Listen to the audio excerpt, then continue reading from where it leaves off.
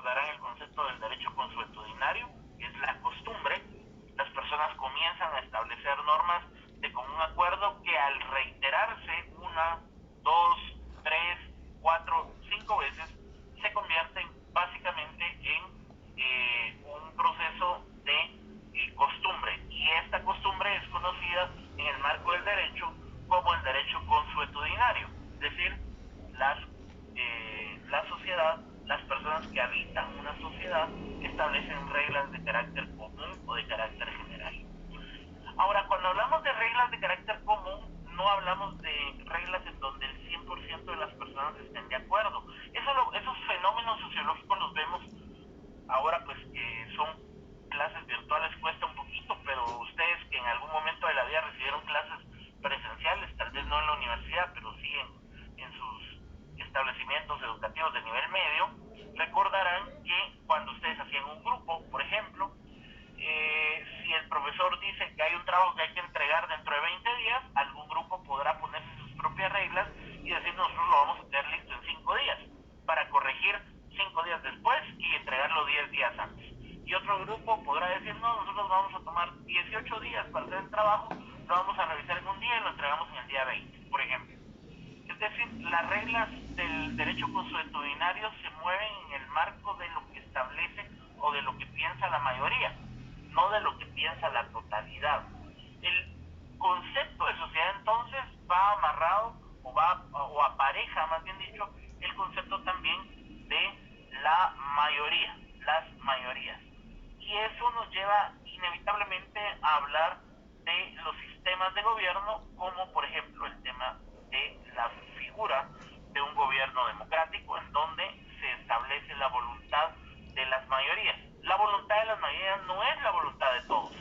Y un ejemplo claro de eso es, por ejemplo, lo que vimos hace unos días en las elecciones generales, por ejemplo, sin entrar a prejuzgar todo lo que está en tema de discusión todavía. Me refiero básicamente al dato aritmético puro. Un candidato gana con 2,5 millones de votos y una candidata pierde con 1,5 millones. Se impone la voluntad de la mayoría y se relega la voluntad de la minoría, 1,5 millones. Pero 1,5 millones es mucha gente que tendrá que relegarse a la voluntad de la mayoría. Entonces, la sociedad, el concepto de sociedad, apareja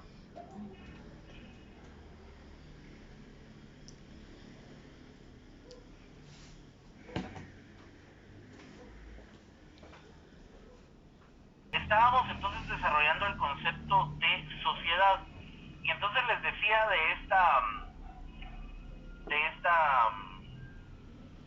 relación necesaria que existe entre derecho y sociología y cómo se vinculan naturalmente los diferentes procesos que nos llevan a entender cómo el hombre funciona en sociedad. La sociedad lleva inevitablemente otros conceptos necesariamente vinculados, como el concepto de la democracia y el concepto de las mayorías, porque al final para poder vivir en sociedad y aceptar las reglas, se aceptan las reglas no de la totalidad, porque sería utópico pensar que todos tomen una misma decisión, pero sí se aceptan las reglas de las mayorías.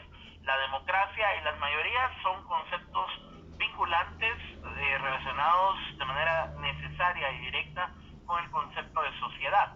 Ahora, hay sociedades que se rigen bajo diferentes regímenes de gobierno. Hay regímenes totalitarios, por ejemplo, hay monarquías y hay sociedades que viven bajo el concepto de monarquía.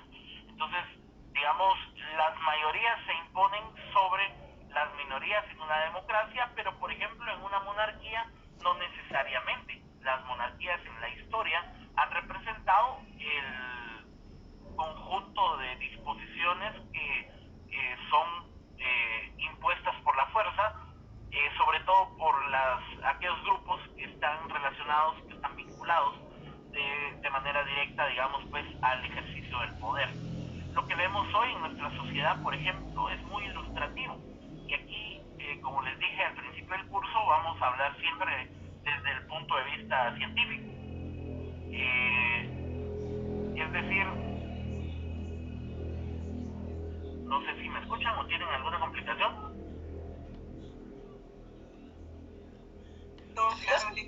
sesión. Sí, bueno, gracias. No, claro, sesión. Gracias. Bueno, entonces les decía que existe esta vinculación con algún otro tipo de parámetros dependiendo la historia. Entonces, en diferentes épocas de la historia, el concepto de sociedad ha tenido diferentes connotaciones. Imagínense ustedes que en algún momento el concepto de sociedad sí estuvo relacionado a un concepto monárquico, ¿verdad? Porque la forma en que la gente conocía el concepto de sociedad era bajo el concepto monárquico, en donde las minorías que tenían el poder eran quienes tomaban las decisiones de la colectividad. Entonces, por ejemplo, el caso de lo que estamos viviendo como país actualmente es muy especial porque representa mucho de este concepto monárquico. Quien ejerce el poder toma las decisiones en representación de la mayoría, aun cuando esto sea en detrimento de la voluntad de las masas. Es un fenómeno muy común, sobre todo en sociedades como las nuestras, en donde la voluntad de las personas cambia constantemente y las personas designan a sus representantes y a sus autoridades para un determinado periodo de tiempo, en donde quizás en ese proceso del ejercicio del poder se hayan tomado algún tipo de cambios por parte de la sociedad en relación a conceptos fundamentales y básicos. La sociedad guatemalteca, por ejemplo, ha cambiado, ha ido evolucionando, se ha convertido más tolerante a ciertos temas sobre los cuales no era tolerante hace unos años, y con ello ha ido desarrollando, digamos, estos diferentes conceptos. Pero ahora que definimos sociedad, sobre todo mis amigas y amigos, debemos saber que la sociedad, el concepto de sociedad va vinculado al concepto de gobierno sobre el cual se está ejerciendo un determinado periodo de tiempo. Entonces, en ese sentido, lo que nosotros debemos hacer como abogados, ustedes como futuros profesionales del derecho, es entender que el concepto de sociedad es cambiante, no es un concepto pétreo, sino es cambiante, es dinámico y se va a basar en su parte práctica en la forma de gobierno. No es lo mismo el concepto de sociedad en un gobierno totalitario que el concepto de sociedad en un gobierno democrático. Cambia mucho la connotación y en la parte práctica lo que podemos entender por sociedad. Pero en su génesis, la sociedad es la reunión de los intereses de la colectividad, la reunión de los intereses de la totalidad de los habitantes de un territorio y que están dispuestos a someterse a la voluntad de las masas, de las mayorías en un gobierno democrático, o que están dispuestos a someterse a la voluntad de las minorías en un gobierno totalitario o en un gobierno, digamos, de una monarquía absoluta, por ejemplo, que ya no existen actualmente, salvo algunos casos en Europa muy puntuales, pero sí han existido en la historia, y es importante entender cuáles han sido estas características de los estados monárquicos en la historia para poder entender, digamos, cómo funcionan actualmente los modelos democráticos con rasgos o características monárquicas.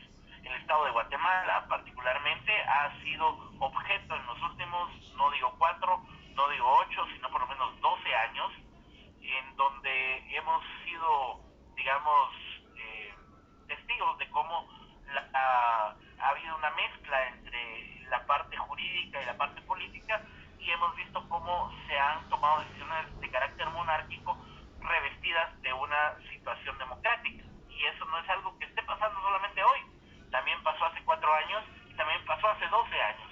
Por eso es importante que como profesionales y futuros profesionales del derecho entendamos esa dinámica que existe. Entonces, les reitero, el tema de sociedad va vinculado precisamente a estos aspectos. Ahora, siempre en el tema de la tercera unidad, estamos hablando ya de la sociedad, ya hemos tratado de definirla y dar sus características. Tenemos que necesariamente hablar del concepto de la estructura social, las teorías y las tendencias actuales. La estructura social, mis amigas y amigos, el concepto de estructura social va necesariamente vinculado a el concepto de las clases sociales. En el mundo antiguo tenemos diferentes culturas, desde los egipcios, las Babilonia y otros diferentes culturas del mundo antiguo, Roma, por supuesto, y todas se caracterizaron por algo. Los mayas en Hispanoamérica, ¿verdad? Todos, absolutamente todos, se caracterizaron por algo, y es que jerarquizaron su estructura social, tenían una estructura social, ¿verdad? Entonces, al generar este proceso de estructura social, básicamente lo que hicieron fue jerarquizar y dividir su sociedad. Ustedes recordarán, y voy a hablar del derecho romano, porque el derecho romano es la base del derecho latino, del cual ustedes están estudiando y aprendiendo. En el derecho romano, nosotros fuimos testigos al momento de la lectura y el estudio del derecho romano, de cómo no todas las personas o seres humanos como los conocemos actualmente tenían el derecho a ser categorizados como personas. Muchos seres humanos, por no contar con ciertas características o con cierto perfil socioeconómico, eran contados como una red. Una red, traducido del latín, quiere decir una cosa. Es decir, habían seres humanos que por no tener cierta configuración socioeconómica eran considerados cosas. Y al ser considerados cosas, no eran afectos a los derechos de un ser humano. Por ejemplo, estaban los patricios, los nobles, y en todas las sociedades antiguas, del mundo antiguo, todas tenían una categorización, y esa categorización nos ha llevado a entender este proceso, esta dinámica de lo que entendemos como la estructura social. Ahora, la estructura social, mis amigas y amigos, es un concepto muy profundo, que tiene como primera característica la categorización social, que es la que ya hemos hablado. Pero además y fundamentalmente, la estructura social también, además de esta categorización, contempla algunos otros aspectos de carácter fundamental, como, por ejemplo, el desarrollo pleno de las características de los seres humanos.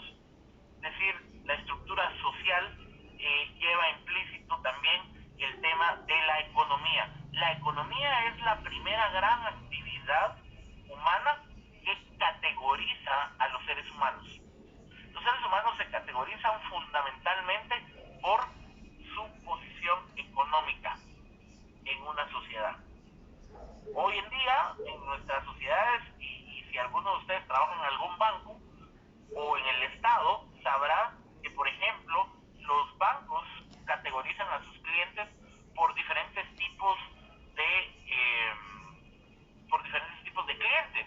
Cliente tipo A, cliente tipo B, cliente tipo C, y dependiendo la cantidad de ceros que tenga la cuenta, también, y de la cantidad de movimientos, los bancos van categorizando a sus clientes.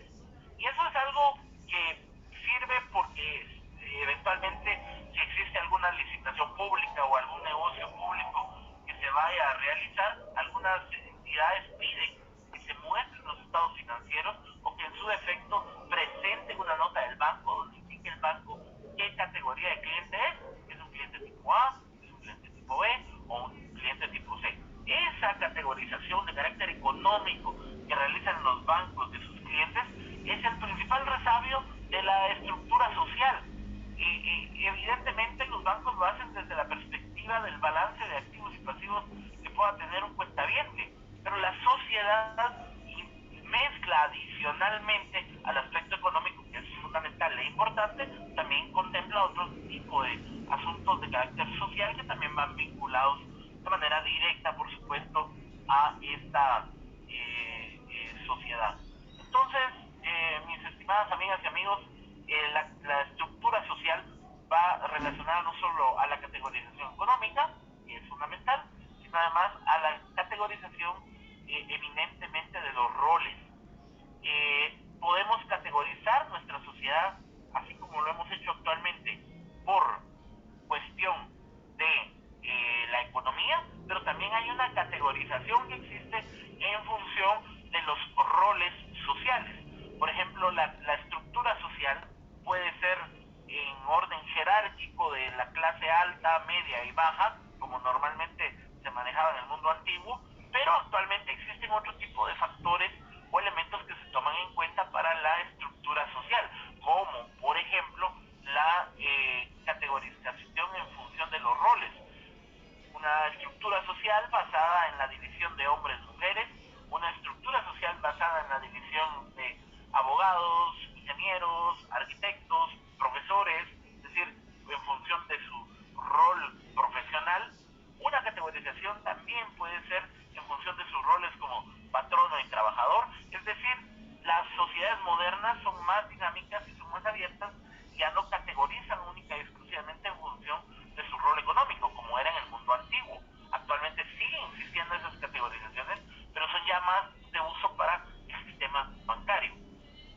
Ahora, digamos, de manera social, como les decía, también existe esta categorización por roles, es decir, esta categorización en función de lo que las personas pueden y desean hacer en función de lo que les corresponde o del talento que tienen o del rol profesional que ocupan en determinada posición, en determinado momento. Entonces, a eso nos referimos con la estructura social. La tendencia actual, digamos, de la estructura social es la categorización en función de la autodeterminación. Recuerden ustedes que en el amplio catálogo de los derechos humanos hay un catálogo, hay un área específica destinada al derecho a la autodeterminación de los pueblos. Es decir, las poblaciones, los territorios pueden autodeterminarse y no ser categorizados en función de la centralización de un gobierno, sino autodeterminarse. Este proceso de autodeterminación de los pueblos, que es un derecho humano contemplado dentro del Pacto Internacional de los Derechos Económicos, Sociales y Culturales de las Naciones Unidas, tiene naturalmente una relación directa en función de la estructuración social que se pueda llevar a cabo en un determinado territorio o población. Eso no debemos nosotros perderlo de vista en función de esta estructura social, y las tendencias actuales entonces se basan en la autodeterminación. Si yo les pregunto en el examen cuál es la tendencia actual en función de la estructuración social, la respuesta es la autodeterminación de los pueblos en función de lo que establecen los convenios internacionales ratificados por el Estado de Guatemala en materia de derechos humanos, particularmente el Pacto Internacional de los Derechos Económicos, Sociales y Culturales, el PIDES. Y continuando entonces con esta estructura, lo que tenemos nosotros es el tema del materialismo histórico y su importancia. ¿Por qué vamos a hablar de materialismo histórico en este módulo del programa cuando definimos sociedad? Bueno, vean, el materialismo histórico necesariamente como estructura, como fuente de filosofía, como teoría filosófica, recordarán ustedes el materialismo histórico y su principal autor, Federico Engels, establecía la necesidad de la lucha de los roles o de las clases sociales.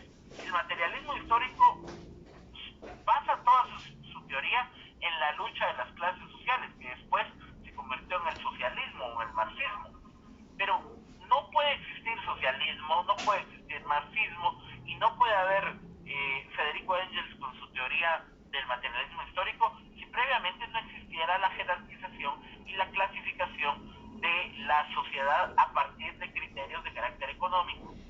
Entonces, la estructura social es la que le da la pauta para la creación y el avance de lo que hoy conocemos como este proceso de seguimiento al materialismo histórico. El materialismo histórico entonces necesita de que la sociedad esté segmentada en diferentes clases sociales, porque sí y solo así el materialismo histórico puede entender que deben luchar estas clases sociales para poder acomodar sus intereses de conformidad con lo que represente las mayorías o la clase que pelee más fuerte y domine sobre la clase más débil.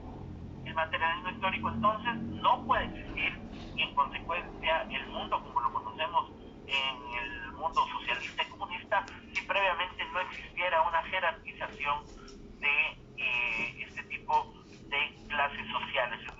Viene también en el programa lo relacionado al estructuralismo y al funcionalismo. Miren, las diferentes corrientes filosóficas como el estructuralismo están basadas básicamente en los diferentes procesos de carácter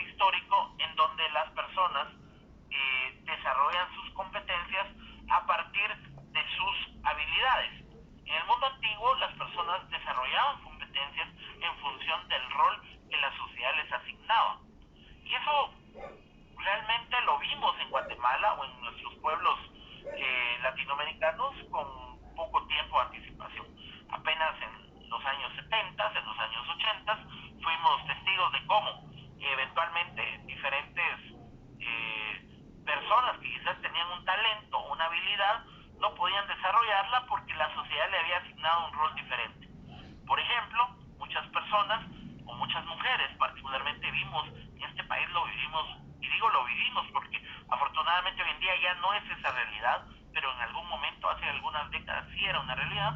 Había muchas mujeres, por ejemplo, que quizás tenían el talento para ser unas muy buenas abogadas, muy buenas doctoras, muy buenas ingenieras, pero la sociedad les asignaba el rol de ama de casa, por ejemplo. Entonces dejaban de desarrollarse en sus competencias, en sus facultades, en sus habilidades, por absorber el rol que la sociedad les ponía. Y a eso se refiere el estructuralismo social. El estructuralismo dice que las personas deben actuar de conformidad con el rol que la sociedad les designa. Y eso es bien peligroso, porque la sociedad eventualmente puede designar roles que no van de acuerdo al talento de las personas o al llamado que alguna persona puede eventualmente tener por desarrollarse y por desarrollar, digamos, sus competencias y sus habilidades.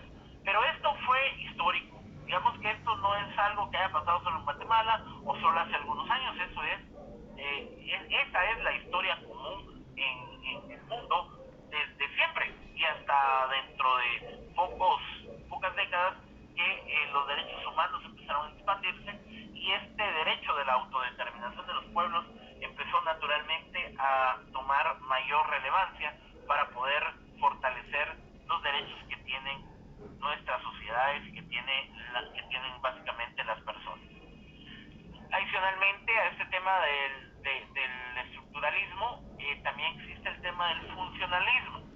Fíjense ustedes que el tema del funcionalismo vinculado a lo que estamos hablando va relacionado básicamente a una corriente que se llama pragmatismo. El pragmatismo habla de la práctica, la praxis, lo que se pueda experimentar y lo que podamos ver en nuestra presencialidad. Y el funcionalismo básicamente en relación a la estructura de la sociedad y el orden jurídico hace referencia a que las normas jurídicas deben ser vinculantes y deben tener un efecto vigente y positivo para resolver problemas sociales muy concretos.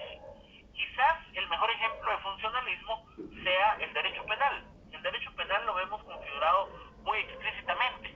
Por ejemplo, en el derecho penal, en la parte especial del artículo 123 en adelante, vamos a observar cómo están específicamente contenidos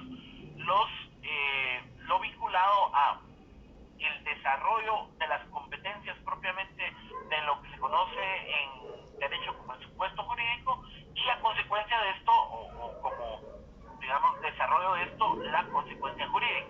Quien diere muerte a una persona será sancionado con prisión de tantos años. Entonces el supuesto jurídico y la consecuencia jurídica concretan lo que hoy conocemos como el como el funcionalismo, específicamente en el marco jurídico, pero también en el marco social.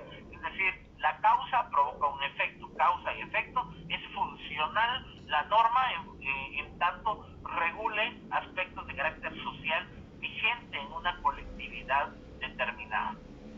El funcionalismo, adicionalmente a ello, debemos considerarlo como una rama práctica, de mucha praxis, una rama muy práctica del derecho vinculado con la sociología.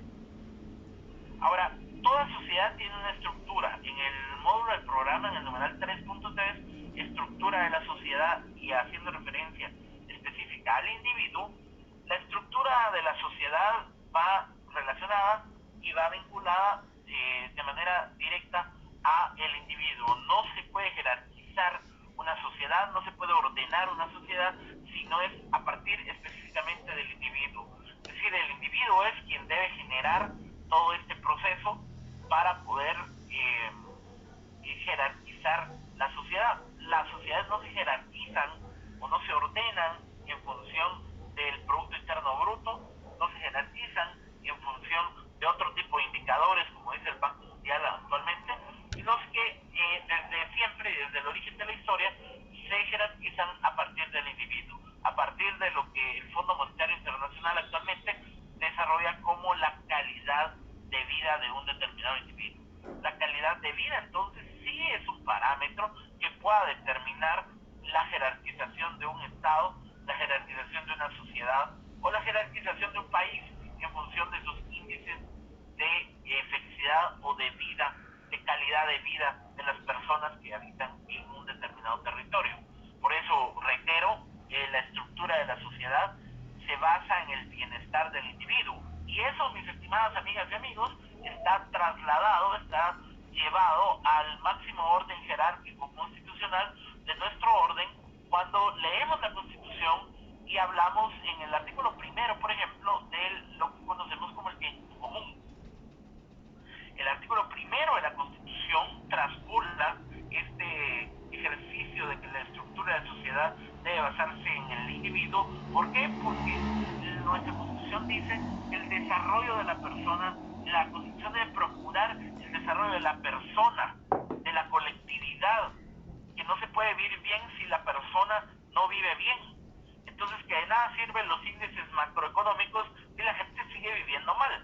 Eso está establecido en nuestra Constitución y nuestro programa de estudios hace referencia de manera específica a esta situación.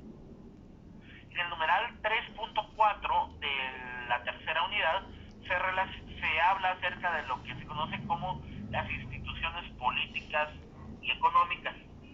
Las instituciones políticas y económicas son instituciones necesarias, más no primordiales o no primitivas de la estructuración de un Estado. En el mundo antiguo, cuando se creó el Estado, cuando se creó la ficción jurídica llamada Estado, necesariamente se contemplaron varios aspectos, fundamentalmente los elementos que hoy conocemos como Estado, que es la población, el territorio y el poder. El poder como una herramienta que surge a partir de entender el rol que juegan cada uno de los diferentes actores vinculados naturalmente a un determinado territorio y que viven en una sociedad, en una determinada población. Estos elementos son constitutivos del Estado, pero con carácter posterior se fueron desarrollando instituciones de carácter político y de carácter económico. ¿Por qué? Porque en su estructura inicial, Juan Jacobo Rousseau, y anoten esto, Juan Jacobo Rousseau, en su teoría de la división en su teoría de los frenos y los contrapesos y de la división del Estado, divide el Estado en tres grandes poderes: en un poder ejecutivo, en un poder legislativo y en un poder judicial. En cada uno de estos poderes, naturalmente, el Estado tiene condensado una cantidad importante y relevante de poder.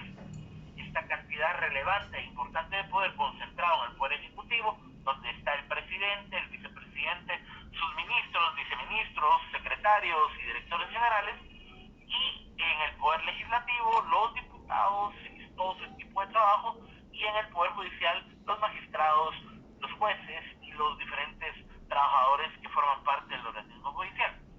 Pero se vio con la práctica de las diferentes sociedades que no era suficiente tener esta división de poderes y que había que tener cierto tipo de instituciones de carácter político y de carácter económico que apoyaran al Estado en su cumplimiento, en el cumplimiento de sus respectivas funciones. Por ejemplo, el Estado cumple sus funciones económicas a través de los diferentes ministerios, pero la columna vertebral para el cumplimiento de sus obligaciones económicas para el Estado es el Ministerio de Finanzas Públicas. Ahora, el Ministerio de Finanzas Públicas lo único que hace es trasladar los fondos a las diferentes unidades ejecutoras, en donde las diferentes unidades ejecutoras compran, venden, básicamente compran y revenden servicios, algunas, como por ejemplo el INDE, que vende energía, como por ejemplo el RENAP, que vende servicios de información como certificados de partida de nacimientos. Por eso digo compra y venden, porque sí hay instituciones del Estado que venden servicios. El 90%, 99% solo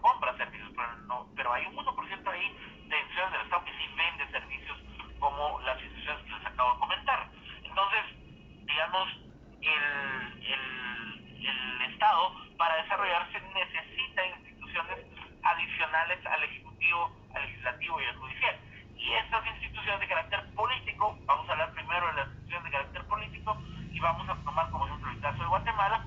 En las instituciones de carácter político, lo que tenemos básicamente es el Tribunal Supremo Electoral, por ejemplo, que es una institución eminentemente autónoma, que no debe recibir, de conformidad con lo que estableció en la Constitución, presiones o instrucciones de ninguno de los tres poderes del Estado, digo de ninguno. Entonces, es una institución de carácter político. El Tribunal Supremo Electoral, por excelencia, es la entidad de carácter político. Pero también hay entidades de carácter económico que ayudan al Estado a cumplir sus funciones. Decíamos, dentro del Poder Ejecutivo, el Ministerio de Finanzas Públicas, que es el que le da la plata y le da las partidas presupuestarias a todas las instituciones del Estado para que éstas puedan ejecutar su presupuesto en beneficio de la población de conformidad con su planificación anual para poder cumplir con los objetivos institucionales. Entonces, eso es, en el caso de Guatemala, históricamente siempre tuvimos en diferentes episodios de la historia momentos en donde se debió haber desarrollado este tipo de instituciones y de hecho se desarrollaron para poder ayudar al Estado a cumplir con sus misiones. Este mismo módulo del programa, hablando de la estructura de la sociedad y el orden jurídico, surge a abordar el tema de la familia y el parentesco. Fíjense ustedes que este es un tema muy importante que yo sé que ustedes están viendo en el curso de Derecho Civil, pero particularmente nuestra Constitución y nuestro Código Civil aborda el concepto de familia. Y no solamente eso, también aborda el concepto de parentesco, que no tengo que explicarlo, yo sé que ustedes ya lo saben, pero desde el punto de vista sociológico lo que me interesa es que entendamos cuál es el origen social de estas instituciones jurídicas, cuál es el origen sociológico de la institución jurídica de la familia, cuál es el origen sociológico de la institución jurídica del parentesco. Empecemos con la familia. El concepto de familia sociológicamente aparece de la necesidad biológica de que el ser humano esté acompañado, de la necesidad biológica de que el ser humano esté siempre en compañía de alguien. Los diferentes relatos históricos, no solamente el relato bíblico, sino además los relatos hindús,